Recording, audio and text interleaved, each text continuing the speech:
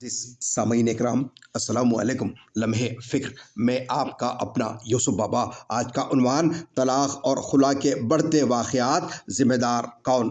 خاندان کی ابتدا نکاح سے ہوتی ہے۔ نکاح کے ذریعے ایک مرد اور عورت ایک دوسرے کے زندگی بھر کے ساتھی بن جاتے ہیں۔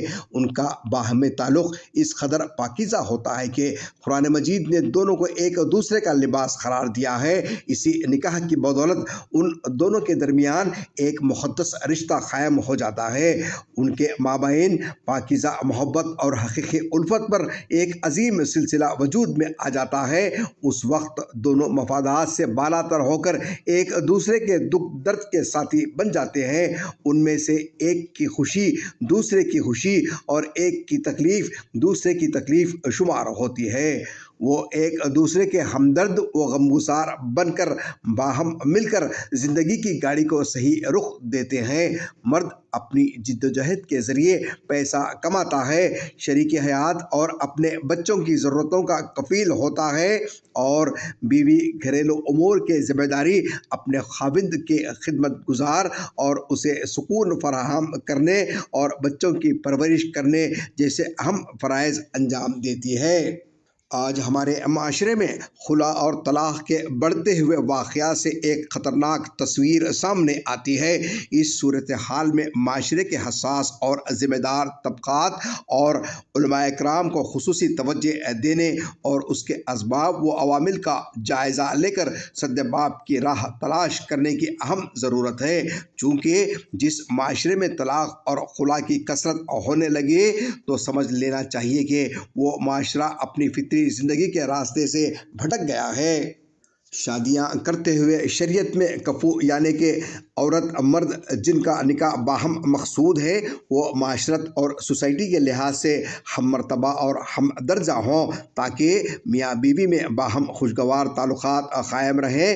پہلے ایک شادی میں بیج بچاؤ کرنے والے خاندان کے بے شمار افراد ہوا کرتے تھے جن کا کردار اب کم ہو گیا ہے۔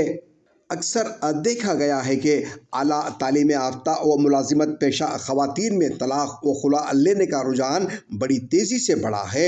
خود کمانے اور خود کفیل ہونے کا گھمنڈ، معاشرتی بے راہ روی نے خاندانی نظام کو تباہی کے دہانے پر پہنچا دیا ہے۔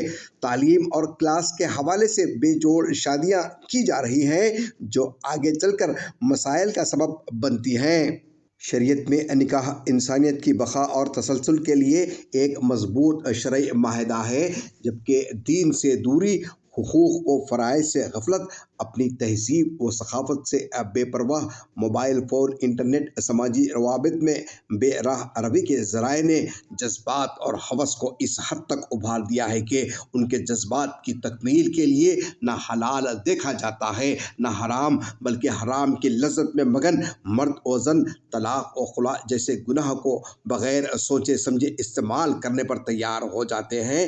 اس کے ساتھ ساتھ گھریلو و خاندانی تنازعات، نشہ، سماجی روابط میں بے راہ روی اور موبائل فون کے زیادہ استعمال سے نوجوانوں میں عدم برداشت میں خطرناک حد تک اضافہ ہوا، جس کے نتیجے میں طلاق اور خلا کی شرح میں روز بروز اضافہ ہو رہا ہے۔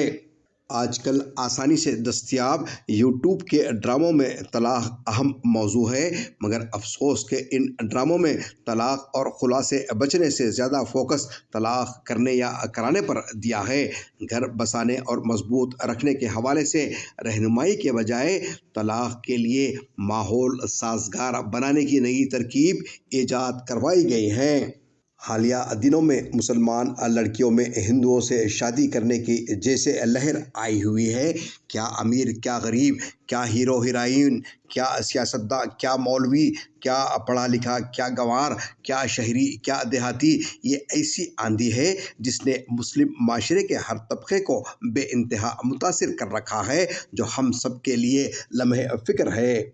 غور کرنے سے پتہ چلتا ہے کہ اس کی ایک بڑی وجہ مسلم لڑکیوں کی اسکول و کالج کی مخلوط تعلیم بھی ہے، جس کی آڑ میں ہمارے معاشرے کے لڑکے لڑکیاں نہ صرف ایک دوسرے سے متاثر ہو رہے ہیں بلکہ ان کے تعلقات بھی بڑھ رہے ہیں اور نوبت کورٹ میرج تک پہنچ رہی ہے۔ غیر مسلم لڑکوں کے غلبے سے مسلم لڑکیاں مذہب اسلام سے مرتد ہو رہی ہیں، اس کے ذمہ دار کون؟ کاش بچوں کو بچپن سے اسکول و مدارس اور کالجوں میں ایمان کا صحیح تصور، شعور، دین کا فہم، اللہ کی توحید کا عقیدہ راسخ کیا جاتا اور مسلم لڑکوں اور لڑکیوں کو سمجھایا جاتا اور انہیں صوم و صلات کا پابند بنایا جاتا تو اس چیلنج سے نمٹا جا سکتا تھا اور یہ ذہن نشین کیا جاتا کہ مشرکین سے نکاح مذہب اسلام میں ممنوع قرار دیا ہے۔ اس حرام راستے پر جانے سے کتنے بھیانک اور دل دہلانے والے واقعات دیکھ چکے ہیں۔